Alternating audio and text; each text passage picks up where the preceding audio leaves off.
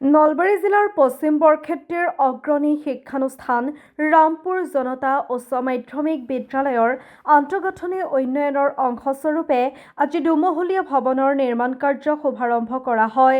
RIDF আঁচনিৰ অধীনত প্ৰায় 8 কোটি টকা ব্যয় সাপেক্ষে নিৰ্মাণ কৰিবলগীয়া দুমহলীয়া ভৱনটোৰ নিৰ্মাণ কাৰ্য শুভাৰম্ভ কৰে গুৱাহাটী মহানগৰ উন্নয়ন প্ৰাধিকৰণৰ অধ্যক্ষ তথা বৰক্ষেত্ৰী সমষ্টিৰ প্ৰাক্তন বিধায়ক নাৰায়ণ ডেকাই।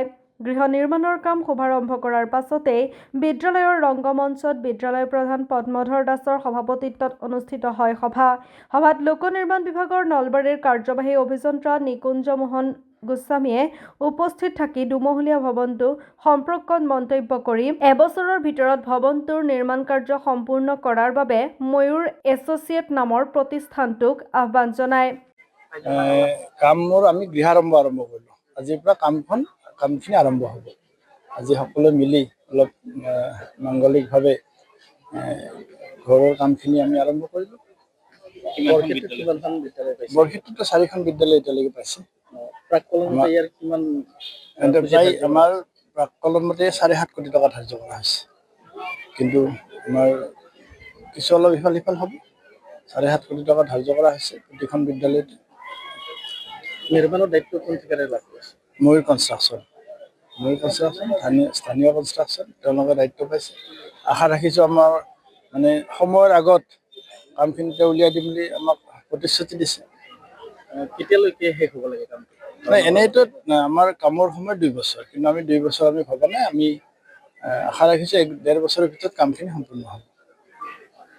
ঠিকাদাৰলৈ কিবা আহ্বান থাকিব নেকি? আহ্বানটো এইটো ঠিকাদাৰ বুলি নহয়, ঠিকাদাৰো এই অঞ্চলৰ এগৰাকী সমাজকৰ্মী।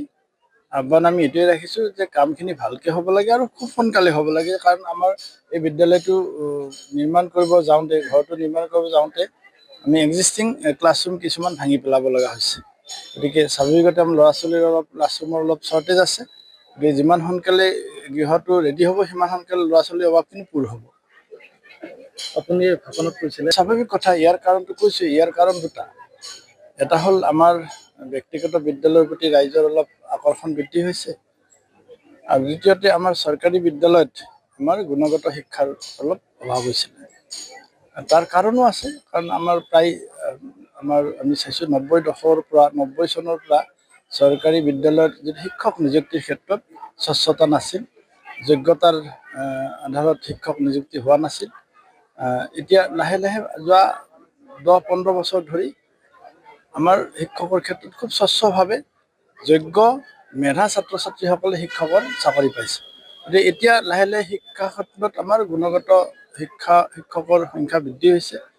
সেইকাৰণে আমি যদি অকণমান সচেতন হওঁ, ইয়াতে আমাৰ একোজন শিক্ষকে 50,000-60,000 টকা দৰমহা পায় এজন শিক্ষকে, আৰু প্ৰাইভেট স্কুলত এজন শিক্ষকে 8,000 টকা দৰমহা পায়। 8,000 টকা দৰমহা পোৱা শিক্ষক এজনৰ যদি তেওঁৰ ডেলিভাৰী ভাল হয়, আমাৰ 50,000-60,000 টকা দৰমহা পোৱা শিক্ষকজনৰ ডেলিভাৰী কিয় বেয়া হ'ব? সেইটোত আমি অকণমান চাব লাগিব, ৰাইজেও চাব লাগিব, শিক্ষকসকলে চাব লাগিব, সমাজেও চাব লাগিব। শিক্ষকতাটো এইটো পেচা নহয়, এইটো দায়িত্ব। শিক্ষকতাটো পেচা নহয়, জীৱিকা নহয়, এইটো দায়িত্ব, সামাজিক দায়িত্ব। গতিকে শিক্ষকসকলক আমি সন্মানো কৰোঁ, সন্মানৰ যোগ্য। তেওঁলোক আমাৰ শিক্ষাগুৰু। গতিকে সেই শিক্ষাগুৰুৰ যিটো ভূমিকা প্ৰত্যেকজন শিক্ষাগুৰুৱে যদি পালন কৰে, নিশ্চয়কৈ চৰকাৰী বিদ্যালয়ত গুণগত মানদণ্ডৰ শিক্ষা পাবলৈ সক্ষম হ'ব।